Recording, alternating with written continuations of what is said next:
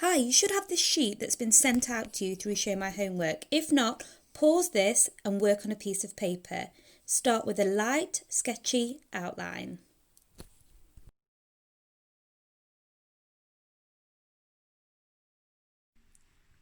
Hi Year 7, it's Miss Hannah Barker here. So, once you've done your light sketchy outline, and then I've gone over and I've been looking at the photograph, and I've been looking where all the dark area is.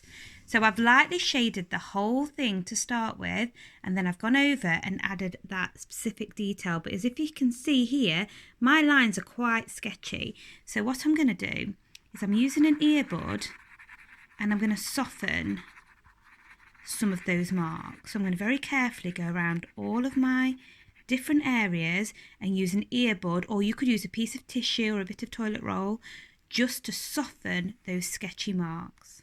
And next what we'll do is I'll go over with the sharp pencil and add all the wrinkles and crinkles that you can see on that elephant to finish.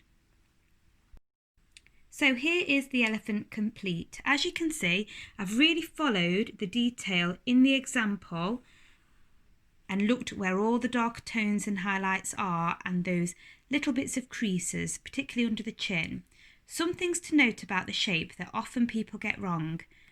The trunk comes all the way down to the bottom, just shy of the floor, like in the example. A lot of people naturally want to do the trunk quite short, but it's actually a bit longer than you may think.